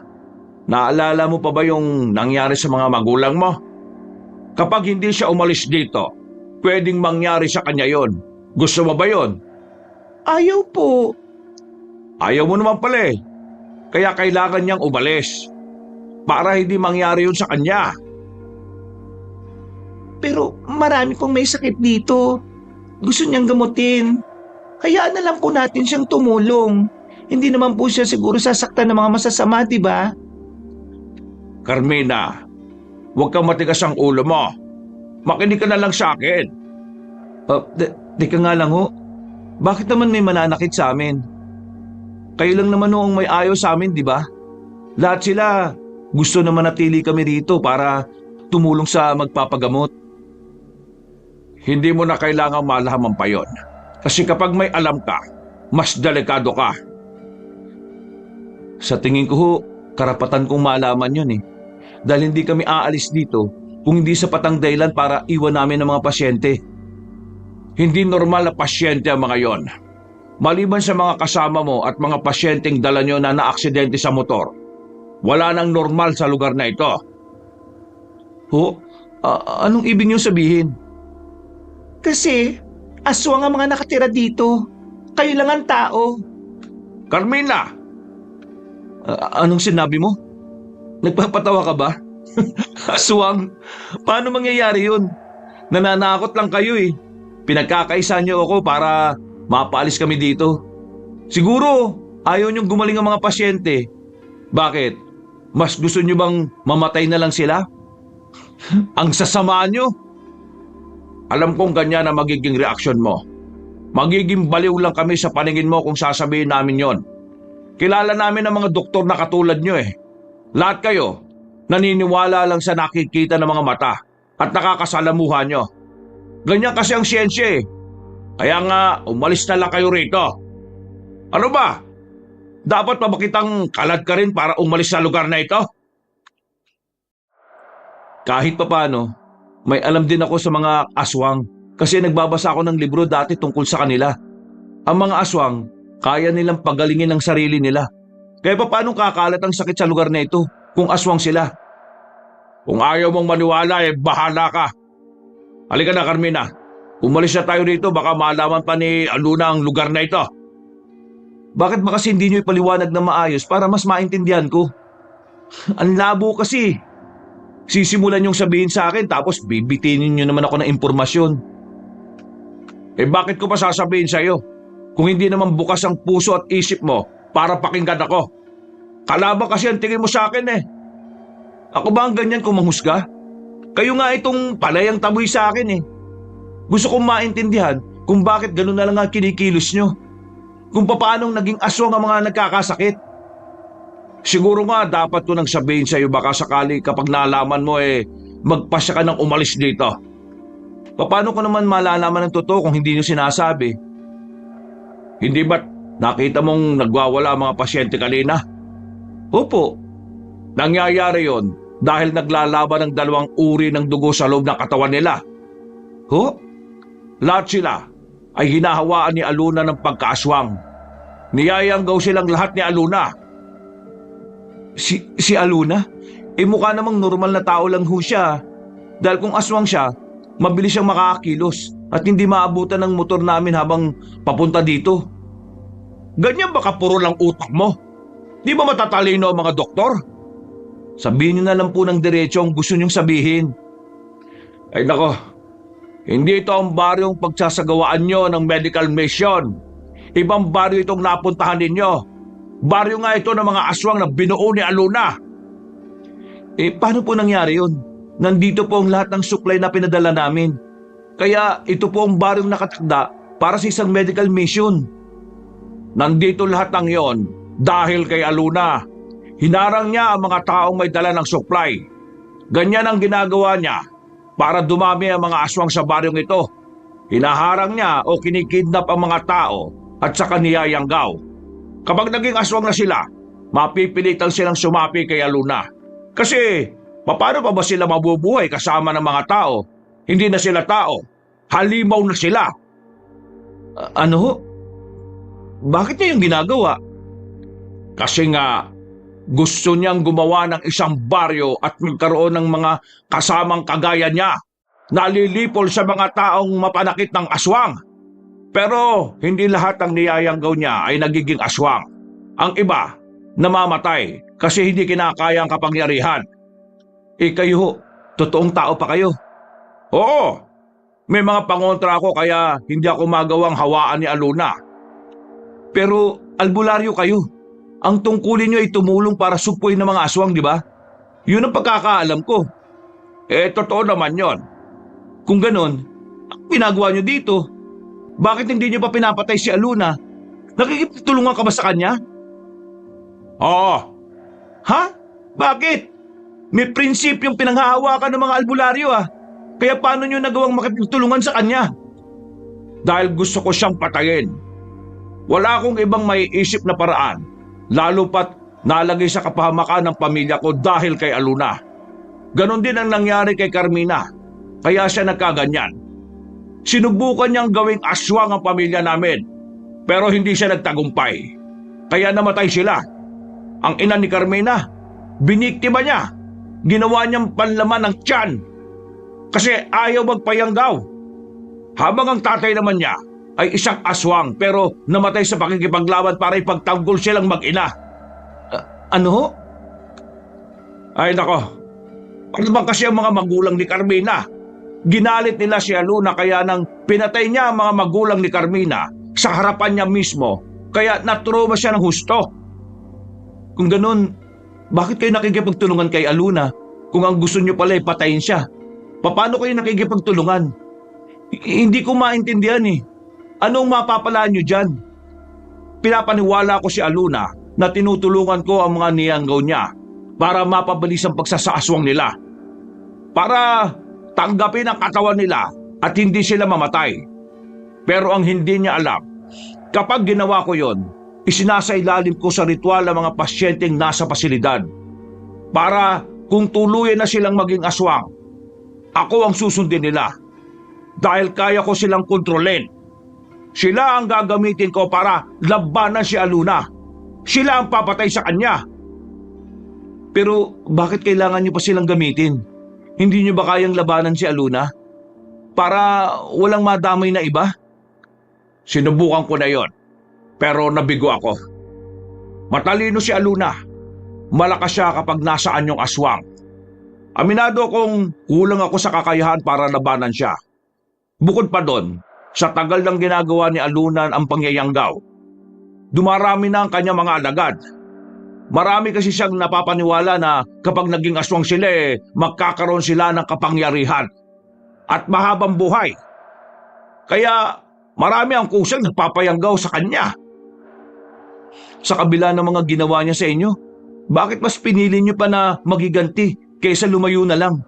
Di ba kayo na ho nagsabi na hindi niyo siya kayang kalabanin? Nagpapakamatay ho ba kayo? Wala na rin naman akong dahilan para mabuhay.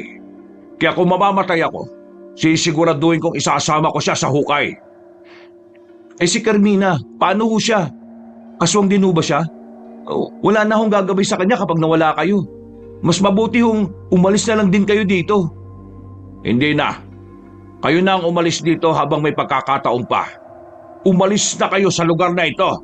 Hindi kayo kailangan ng peking baryong ito. Sina Tia at Mang Cardo, naiwan sila sa pasilidad eh. Kailangan ko silang balikan. Delikado sila ron. Nagmamadali akong umalis dahil sumunod sa akin si Carmina. Sumunod na rin si Tatay Andong sa amin. Nagtataasan ng mga damo sa dinaraanan namin pero hindi ko na yun pinansin. Mas inaalala ko sila Tia dahil mga aswang ang kasama nila. Karating namin sa pasilidad, nakita ko ang gulat na reaksyon ni Tia nang makita akong humahangos. Nandito ka na pala. Ang daming pasyenteng naghihintay sa iyo. Bakit ganyan ang itsura mo? Tumakbo ka ba? Para kang hinabol ng tikbalang ah. Kailangan na po nating umalis dito, Tia. Nasaan po si Mang Cardo? Nasa poso siguro. Pinag-igib ko kasi siya ng tubig eh. Kailangang linisan ang paa ng ibang pasyente. Sobrang dudumi. Bakit bigla ka na lang nag-aayang umalis? Mamaya ko na ho sasagutin ang tanong nyo. Maggayak na ho kayo ng mga importanteng gamit. Isasama natin ang mga pasyenteng na aksidente sa motor. Pupuntahan ko lang si Mang Cardo para ipaayos yung motor. Ha? Ano ka ba naman? Kailangan mo muna silang matingnan lahat bago tayo umalis. Sigurado po akong kaya na yan ni Tatay Andong. Tara na! Teka nga. Masyado kang tensyonado ah. Kid ba, ano bang nangyari sa pinuntahan mo ha? May napatay ka ba? Wala ho. Gusto ko lang pong makaalis na tayo dito. Hindi tayo ligtas dito. Bakit nga ba? Hindi ba ayaw mong iwan ng mga pasyenteng naririto? Pinaglaban mo ba yan kay Andong?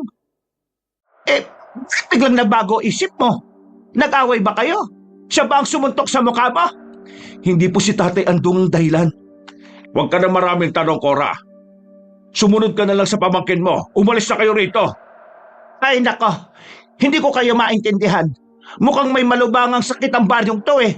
May mga dinala rito kanina na mga pasyente. Kukunan ko muna sila ng personal information, saka ng mga vitals nila. Huwag na po. Nung wag na, mga pasyente sila, Ben. Ano ka ba? Parang hindi ka doktor ah. Ginagawa mo ha? Iiwan na lang natin sila? Ipapaliwanag ko nga po habang nasa daan tayo. Baka kasi gabihin na rin tayo sa daan kung hindi pa tayo aalis ngayon.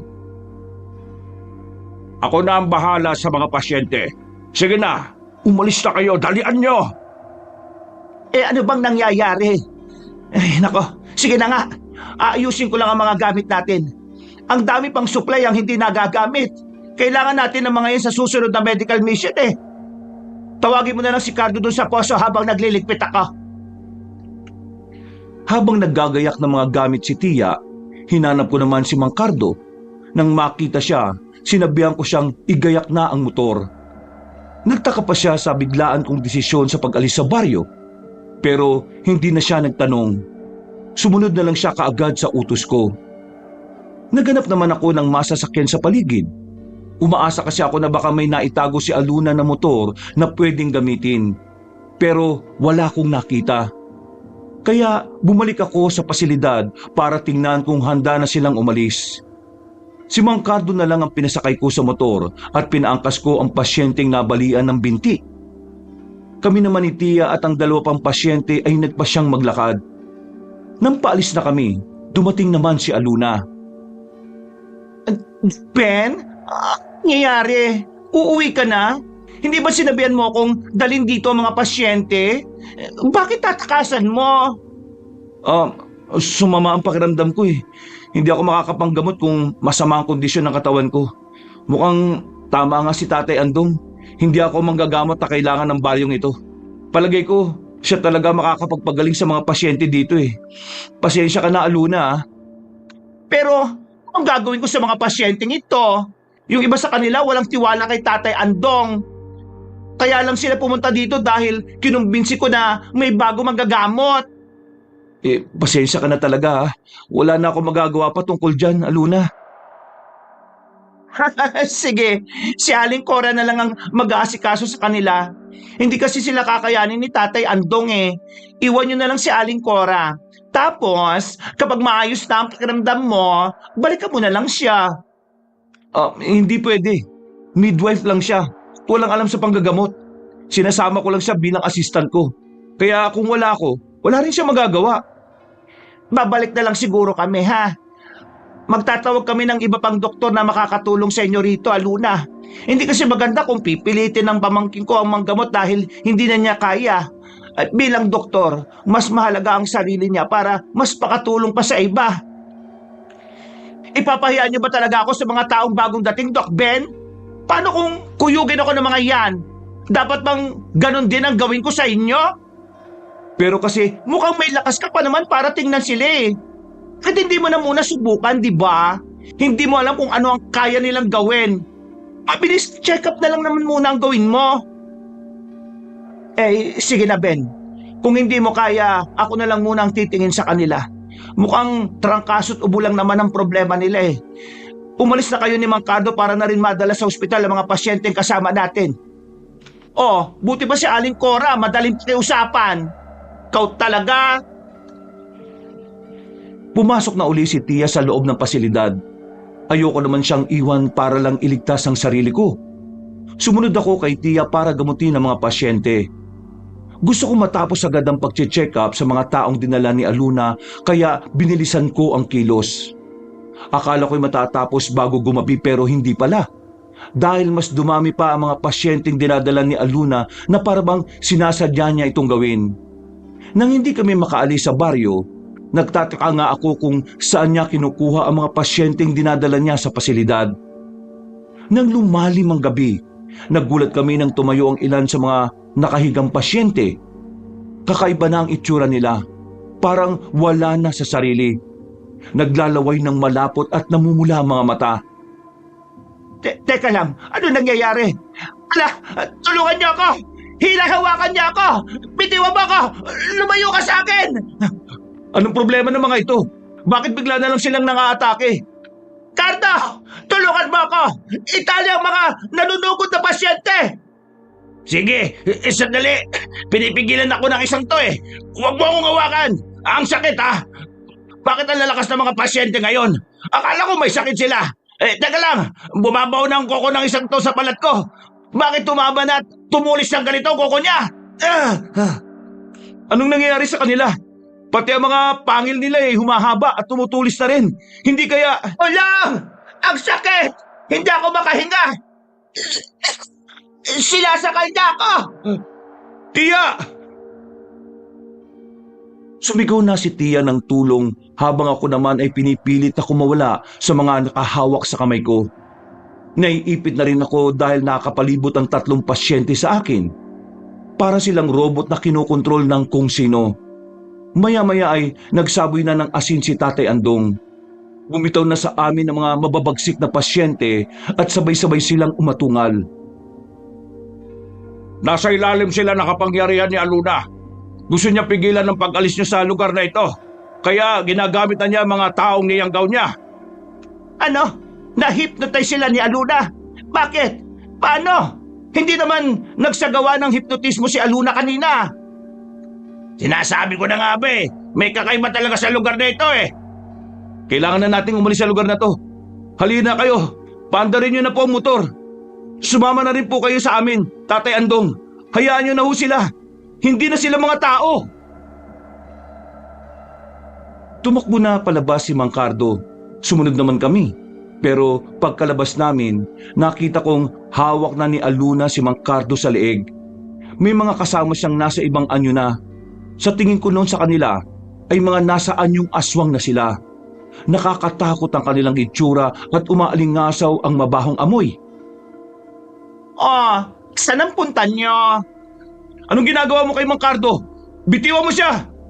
Bakit? Kung ano man ang kailangan mo sa akin, huwag mo silang idamay. Bakit? Ano ba, Aluna? Bakit mo ba ginagawa ang lahat ng ito, ha? Wala naman kaming ibang ginawa kundi tulungan kayo eh. Tulungan? Sa tingin mo ba kailangan namin ng tulong niyo? Sa tingin mo ba may nagawa ka rin bang tulong sa kanila? Tingnan mo nga mga pasyente mo, Doc. Yan ba ang natulungan? Ganyang itsura bang natulungan mo? Ano yan? Bakit nakakabango naman sila? Hindi ba bumagsak na sila kanina nang sabuyan nyo ng asin, Tay Andong? Hindi naman nakakamatay ang asin eh. Lalo na kung sinabuyan lang ng isang beses. Masasaktan lang sila pero talagang babangon uli. At mas galit pa yan kasi nga nasaktan. Pambihira. Ano bang kailangan mo, Aluna? Bakit mo kami ginaganito? Hayaan mo na kaming umalis dito. Di na namin guguluhin ang baryo nyo. Hindi na kayo makakaalis, no? Dito na kayo maninirahan sa buong buhay nyo. Kasama ako at ang mga aswang na ito. Dahil maya-maya lang, magiging kauri na nila kayo. Hindi kami papayag. Wala ka na magagawa, Doc. Ako pa rin ang masusunod. Huwag ka mag-alala. Dahil malaki ang pagkakagusto ko sa iyo, bibigyan kita ng magandang posisyon. Gagawin kitang asawa ko. Gusto mo ba yon? Ano? Ayoko nga. Hindi ko pinangarap na maging aswang, no? Eh wala ka nang magagawa kasi ako ang masusunod. Kayo, ilapit nyo sa akin ang mga dayong tao na yan. Aluna, wag na sila. Palampasin mo na lang sila para lang sa akin. Bakit? Sino ka ba? Akala mo ba hindi ko alam ang ginagawa mo? Alam kong sinabi mo na sa kanya ang buong katotohanan. Kaya nga naramdaman ko kagad ang takot sa kanya kanina nang makita niya uli ako eh. Nagsinungaling pa siya para lang tumakas. Tama na, Aluna. Alam mo naman ang nangyayari sa mga ginawa mong aswang, di ba? Baka mamatay lang din sila. Eh nandiyan ka naman, di ba? Tutulungan mo naman akong makaligtas sila. Alam mo namang hindi lahat ay kaya kong iligtas. Paano kung hindi kayanin ang katawan nila? Huwag mo na silang idamay pa rito. Pero gusto ko magkaroon ng aswang na doktor at midwife eh. Malaki ang maiaambag nila sa baryo. Kailangan ng baryong ito ang matalinong gaya ni Doc Ben. Ako na lang, Aluna. Payag na ako sa gusto mo. Huwag mo lang silang idamay, lalo na si Tia. Matanda na siya. Wala nang may tutulong sa iyo ang gaya niya. Hindi ako papayag na maging aswang ka para lang iligtas ako, Ben. Huwag kayong maniwala at magpadala sa takot. May magagawa tayo para labanan sila. Tia, wag na po. Kahit sa ang anggulo natin tingnan, wala tayong laban sa kanila. Normal na tao lang tayo. Habang sila, may kapangyarihan. Hindi niyo ba nakikita ang itsura nila? Mga halimaw sila. Ganyan nga, Doc Ben. Katakutan mo kami at gamitin mo ang takot na yan para piliin mong umanib sa amin. Dahil kapag maraming natatakot sa iyo, mas may papakita mong makapangyarihan ka. Mga kasama, kunin niyo na siya!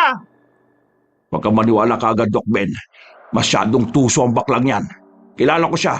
Hindi siya tumutupad sa salita. Ang gusto niya lang makuha ang gusto niya. Wala naman talaga siyang pakialam sa lahat eh. Mag-iingat ka ha. Opo, alam ko naman po yun. Kaya nga nag-iisip ako kung paano ko siya lalabanan eh. Alam kong hindi rin naman niya pakakawala ng iba. Kailangan ko lang siyang unahan sa plano niya. Sabihin niyo nga ho sa akin kung anong kahinaan ng isang yan. Isa siyang aswang na kung tawagin ay Danga. Matalino, tuso, matapang, makapangyarihan. Bukod sa mga pangontra sa aswang, nahihibang siya sa isang bagay. Nang marinig ko ang sinabi ni Tatay Andong, hindi ko na lang inisip na gamitin pa yon kay Aluna. Hindi ko rin naman kasi kayang ibigay ang bagay na yon para lang mahibang siya at mawala sa sariling pag-iisip. Napakahirap gawin yon sa pagkakataong nasa bingit na nakamatayan ang buhay. Nang makita kong papalapit na ang mga alagad ni Aluna, kinapa ko ang aking bulsa. Nakuha ko ang isang gunting na trauma shears. Hinawakan ko yun ng maigpit at titig na titig sa ugat sa leeg ng mga halimaw. Alam kong sa isang sugod lang, magagawa ko silang patayin. Basta hindi ako sumablay.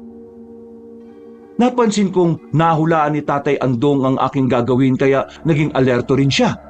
Pumwesto kami sa harapan nila Tia para protektahan sila. Sinabihan ko na rin sila kapag nakakuha ng pagkakataon ay magsitakas na. Ilang metro na lang ang agwat ng mga aswang sa amin. Kaya lalo kaming naging handa sa pagsugod.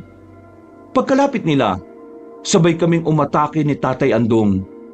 Sa pagkakataong yon, bigla akong tumapang. Hindi ko alam kung saan ako huhugot ng lakas ng loob na imbis sumagip ng buhay ay kumitil ako. Kahit alam kong sa kabila ng pagiging halimaw nila, may bahagi pa rin ng pagiging tao. Kaya lang, hindi na sila nakapag-isip ng normal dahil sa kapangyarihan ni Aluna. Titig na titig ako kay Aluna. Alam kong siya lang naman ang punot dulo ng lahat. Kaya kung mapapabagsak ko siya, hindi lalaban ang mga tauhan niya dahil wala nang mag-uutos sa kanila. Hindi ko na mabilang kung ilang aswang ang napabagsak ko. Ang kulay puti kong uniforme ay nababahira na ng pulang likido. Ayos lang ba kayo, Tatay Andong? Teka, nasa na po si Aluna? Tumakas siya. Nagawa ko kasi siyang saksakin ng punyal sa tangiliran niya kanina. Siguradong matindi ang galit nun. Babalik yun. Babalikan na tayo. Panigurado yon. Si Natia at si Mang Cardo. Nagtago sila sa pasilidad. Ang sabi ko, umalis na sila eh. Bakit pa sila nagtago dun? Hindi sila ligtas na umalis. Tsak napapatayin din sila ni Aluna kapag nahuli sila. Kaya sinabihan ko magtago na lang sa pasilidad. Si Carmina ang iniisip ko. Bakit po? Anong nangyari sa kanya? Hinabol niya si Aluna. Ho? Kailangan ho natin siyang sundan. Delikado siya. Oo, kaya tayo na. Nagmadali kami ni Tatay Andong para sundan si Carmina. Sunod lang ako ng sunod sa kanya kasi hindi ko naman alam ang pasikot-sikot sa baryo lalo na kapag gabi. Malayo-layo na rin ang aming nararating nang mapahinto si Tatay Andong sa pagtakbo. Humihingal akong huminto at tiningnan ang tinatanaw niya. Nakita ko ang isang babaeng may sobrang haba ng buhok na halos sumasayad na sa lupa. Sumasayaw-sayaw ang buhok na yon na parabang may sariling buhay. Ang mga kuko niya ay matutulis at mahahaba na rin. Garalgal ang boses niya kaya alam kong isa na rin siyang halimaw. Pero siya ang naiiba ang itsura sa lahat. Carmina? Siya ho si Carmina?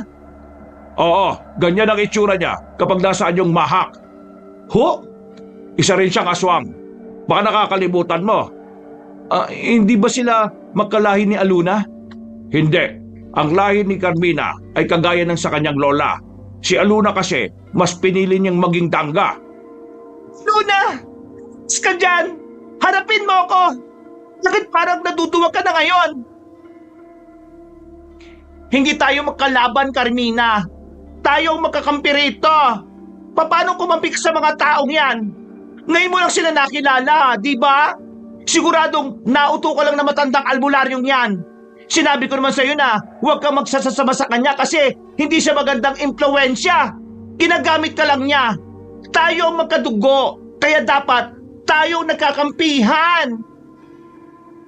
Tama na, hindi ako kakampi sa'yo. Hindi mo na mabibilog ang ulo ko. Ha? Ano ba pinagsasasabi mo? Hindi ba ito ang plano natin? Ang paramihin ang angkan natin? Bakit bigla ka na lang nagbago? Kahit kampihan mo ang mga taong yan, aswang pa rin ang tingin nila sa iyo kahit kailan. Hindi kakampi ang tao sa kagaya nating halimaw. Mukhang nagising na ang natutulog mong utak ka. Dapat mas nag-iisip ka na ng tama ngayon. Wala na akong pakialam sa mga plano mo, Aluna. Kahit noon pa, hindi ko na gusto ang pinaggagawa mo. Halimaw ka pa sa halimaw. Ako lang ang kakampi mo rito, no? Tanga ka ba? Sa itsura mong yan, sigurado akong papatayin ka rin nila. Kakampi?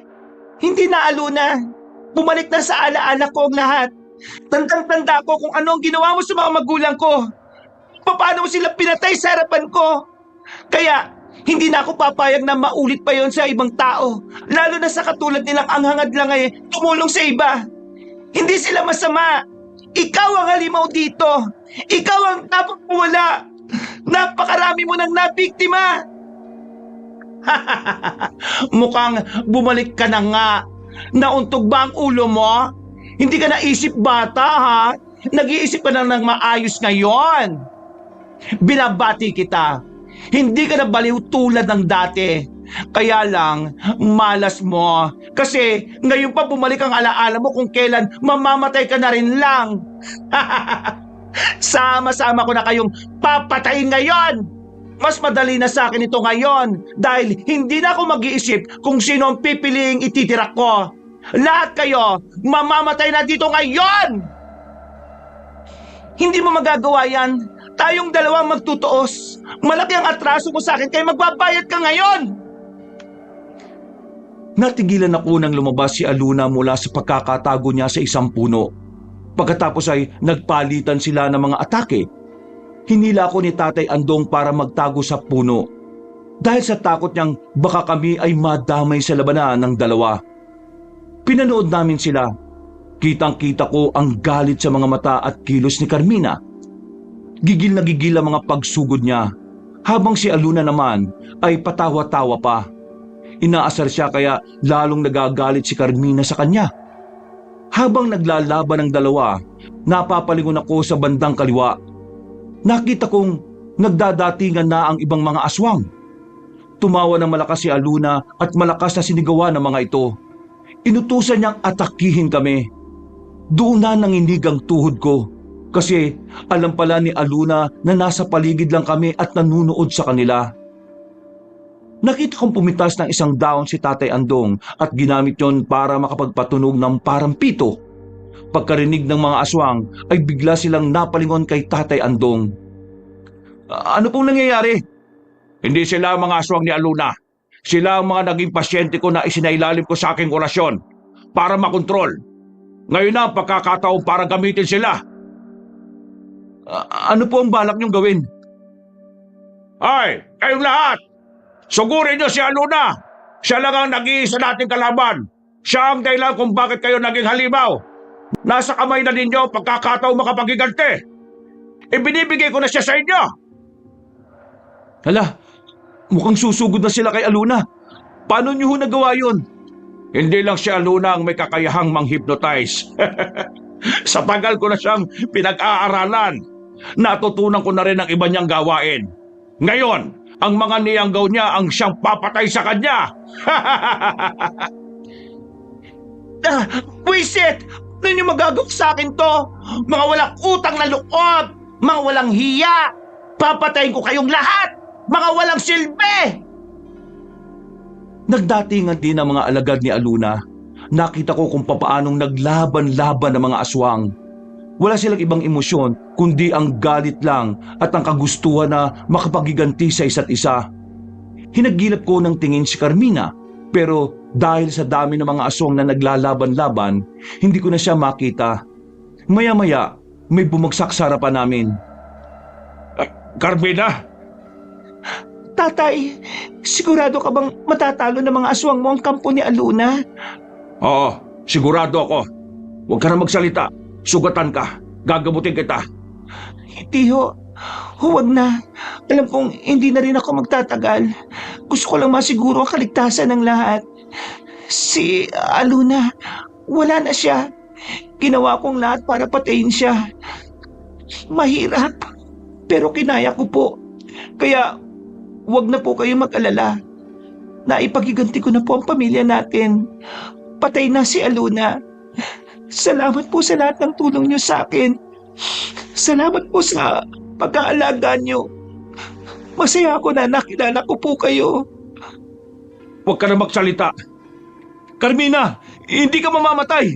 Gagamutin kita. Halika. Hindi. Huwag mo na siyang gamutin. Hindi saklaw ng medisina mo mga aswang. Lalo lang silang mamamatay sa mga gamot mo. Ako nang bahala sa kanya.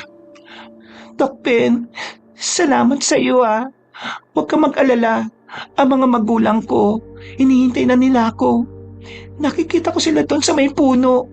Naghihintay sila sa akin. Gusto ko nang sumama sa kanila eh. Maging mabuti kayong manggagamot ha. Magligtas kayo ng maraming buhay. Huwag kayong mag-away.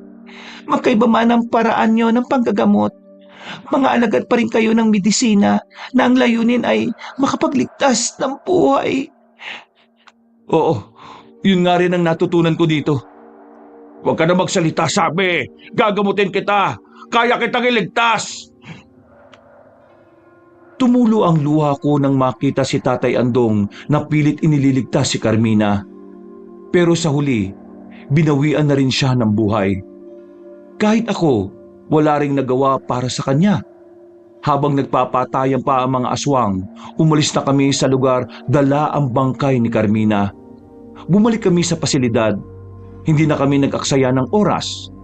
Nung gabing yon, nag-alsabalutan kami. Sabi kasi ni Tatay Andong, delikado para sa amin ang maipit pa sa labanan ng mga galit na aswang. Kahit wala na si Aluna, ang mga aswang na nasa ilalim ng kanyang hipnotismo ay walang ibang gagawin kung hindi ang patayin ang lahat ng makita nilang kaaway. At ang solusyon lang para matapos ang labanan ay ang mamatay silang lahat. Mag-iingat kayo sa daan. Madilim at napanganib. Ingatan niyo mga pasyente, ha? Salamat sa mga itinulong mo sa amin. Talaga bang hindi ka pa sasama? Ikaw na lang ang maiiwan na tao dito. May kailangan pa akong gawin eh. Pagkatapos kong gawin yon, aalis na rin ako sa lugar na ito. Maraming salamat po, Tatay Andong. Utang ko po sa inyo ang buhay namin. Kung wala po kayo ni Carmina, baka alaala na lang po kami. Huwag mo na masyadong isipin yon. Makikita pa naman tayo uli eh. Mag-iingat po kayo ha. Sige na, lumakad na kayo. Hindi na namin siya pinilit na sumama sa amin. Alam kong marami pa siyang gagawin na siya lang ang nakakaalam. Malayo-layo na ang nararating namin nang lingunin ko ang pinanggalingan naming baryo. Kitang-kita kong tinutupok yun ng malakas na apoy. Doon ko lang nalaman ang importanteng bagay na sinabi ni Tatay Andong na kailangan niyang gawin bago umalis. Napangiti ako dahil sa kanyang kabayanihan. Habang naglalakad kami, nakita ko ang nakaparadang motor ni Mang Cardo. Hinihintay kami sa tapat ng puno. Angkas niya ang pasyenteng may bali sa binti. Nang malapit kami sa kanya, sinabi niyang talagang hinintay nila kami kasi nakakita na sila ng tulong. Nakita namin ang aming team ng mga kasamahan sa medical mission. Pabalik na raw sila sa barangay namin. Naglalakad din ang iba sa kanila. Ang iba ay sugatan. Ikinuwento nila sa amin na may umatake sa kanilang mababangis na hayop. Hindi raw nila maipaliwanag ang itsura pero mukha raw mga halimaw. Dahil sa kwento nila, ganun na lang din ang aming sinabi. Yun ang ginawa naming dahilan kaya hindi kami natuloy sa medical mission. Makalipas ang ilang linggo, nang tuluyan ng gumaling ang iba naming mga kasama, muli kaming bumalik sa lugar ng medical mission para ituloy ang naudlot na pagdalaw sa kanila. Sa pagkakataong yon, hindi na kami naligaw. Marami kaming natulungan sa baryo na yon. Ang aming karanasan ang nagtulak sa akin na magpatuloy sa pagsasagawa ng medical mission. Kasi natutunan kong sa mga liblib na lugar, hindi lang mga taong nangangailangan ng medical na assistance ang naghihintay. Meron din mga taong naghihintay na mapakinggan ang kanilang kwento. Mula noon kasi, naniniwala na akong mahiwaga ang mundo at hindi lahat ng mata ay nakikita ito. Maswerte ako kasi minsan nakita ko ng harapan na ang halimaw na kinatatakutan ng mga taong nagsasalaysay ng katotohanan. Pero pinaniniwalaan ng iba na katang-isip lamang. Napatunayan kong totoo sila. Totoong may mga aswang na nambibiktima sa mga mas mahihinang nilalang. Marami pong salamat Kabanong sa pagbabasa ng aking liham. More power sa inyong channel. Muli, ako po si Doc Ben at ito ang aking kwento. Mga kabangers, mga kayanggaw, kung nakarating kayo dito sa dulo ng ating kwento, sana po'y may mga natutunan po kayo. At kung nagustuhan niyo po ang kwento natin ito, maaari pindutin niyo ang like button at i-share niyo na rin po ang kwento natin. Mag-comment na rin po kayo sa baba at isa-isa po natin babasahin yon. At huwag niyo pong kalimutang mag-subscribe kung bago pa lang kayo sa channel natin ito. Hanggang sa susunod na kwento, wakas!